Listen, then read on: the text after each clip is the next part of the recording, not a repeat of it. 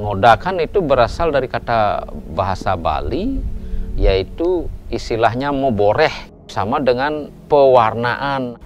Jadi sejarah ngodakin itu sudah ada pada zaman dinasti Warmadewa. Terbukti dipusatkan ada patung-patung yang terpajang di puncak penulisan. Tetapi mengenai pewarnaan itu masih terbatas, yaitu memakai warna yang diambil dari getah kayu, dari arang, dan dari warna-warna yang dibikin dari tulang misalnya.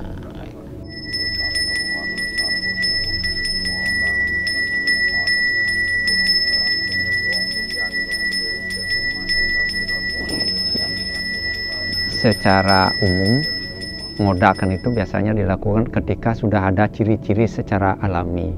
Misalnya, warna sudah kusam, kemudian rambut atau bulu-bulu yang ada di pelawaran itu sudah rontok, kemudian ada busana-busana atau aksesoris-aksesoris yang sudah robek atau putus-putus dan lain sebagainya. Kembali kepada masyarakat, ketika masyarakat itu akan punya pemikiran yang tidak enak ketika melihat yang disucikan, kemudian yang dihormati dalam wujud secara realnya, beliau itu kelihatan agak kurang indah dan lain sebagainya, maka terjadilah perarem atau persangkapan atau kesepakatan untuk ngodak itu sendiri.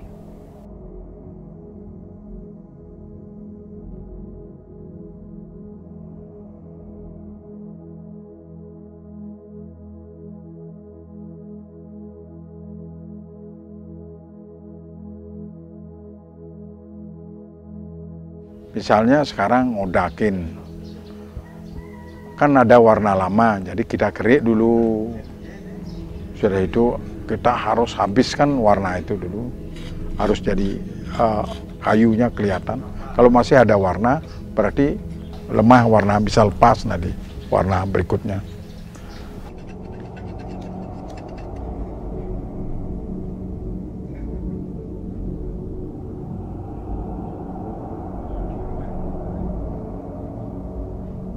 Udah itu amplasin, halusin, kita haluskan dengan mempergunakan amplas. Kalau sudah halus, baru kita mulai mewarnai.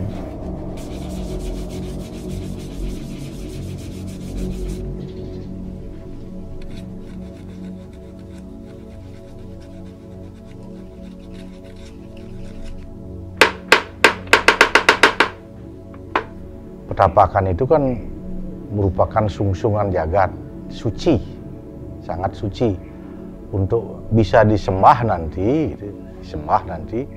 memang harus orang suci, pada orang suci, terutama untuk menghilangkan letah, karena sudah tidak ada pelanggaran-pelanggaran lagi, makanya orang suci mesti mengawali untuk meresap cat yang akan dipakai untuk ngodakin. Itu tujuannya, akan disembah oleh masyarakat umat yang nyungsung. Itu tidak boleh sembarang orang, harus pedanda.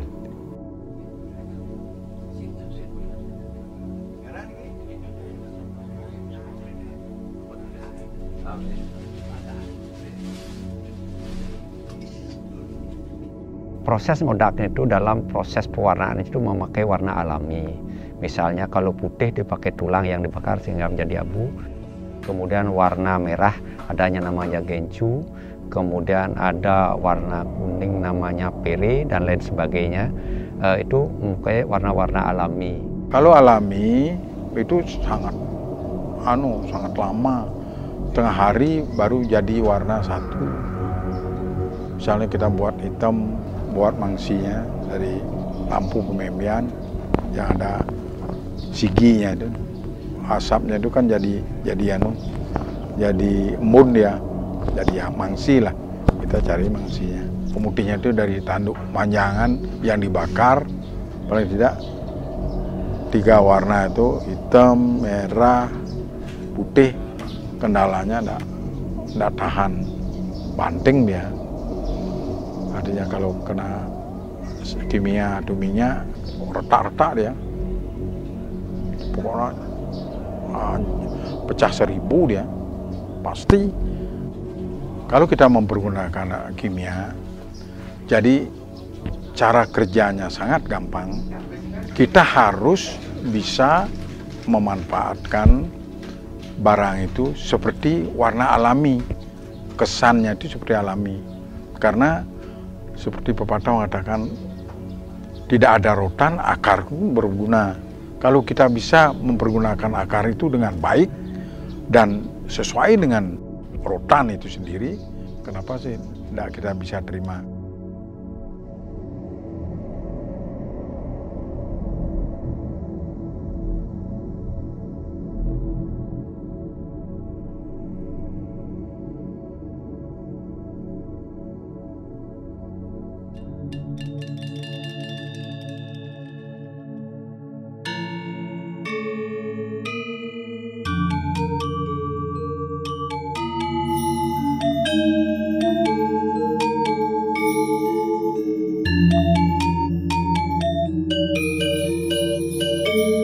Setelah itu selesai semuanya, ada proses namanya ngeratep. Jadi menyatukan ngeratep. Juga nur pedanda yang ngeratep perainya dan badannya itu. Dalam ngeratep itu hanya ngangge pejati dan dapetan tumpeng sia atau pitu, itu upacaranya. Setelah selesai ngeratep, mulai ya pedanda muja. Proses memuja itu masuk patinin dan melapas. Maknanya untuk mengembalikan kekuatan beliau yang dulunya mengingsir kepada santun pengenteg yang mempayas, kembalikan lagi kepada beliau sehingga kekuatan itu akan pindah pada asalnya.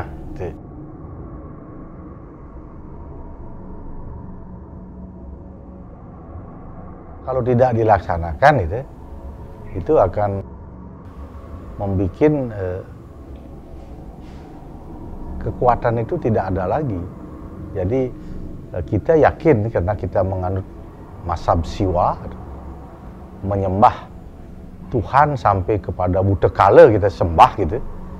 Sampai petapakan. Nah, petapakan ini kan ancangan para pepatih, para perkanggi atau kekuatan-kekuatan mahes, dengan ciri-ciri bila beliau turun, umat di sekitar itu ada yang trans atau transenden, tidak sadarkan diri karena dimasuki.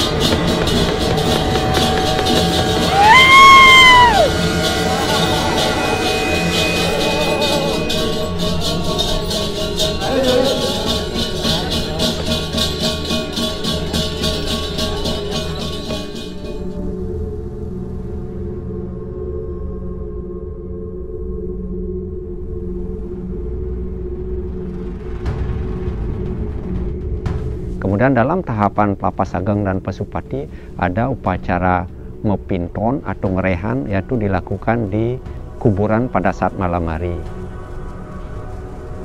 Itu di sana memang peristiwa sakral sekali.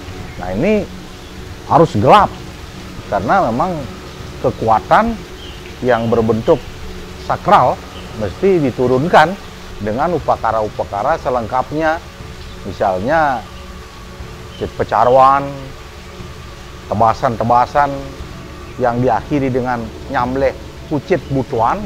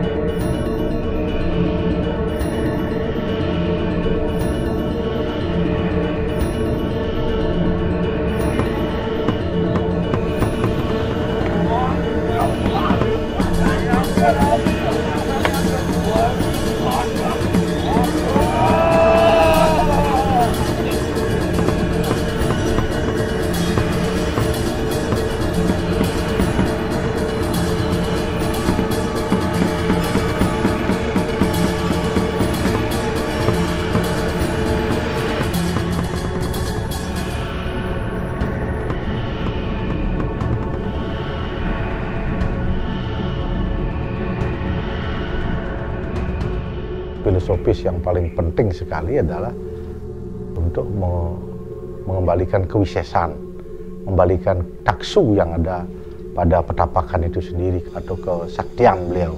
Karena kekuatan yang ada pada spirit itu, bahwa beliau itu memberikan suatu penyelamat kepada alam semesta dan kepada lingkungan penyungsungnya.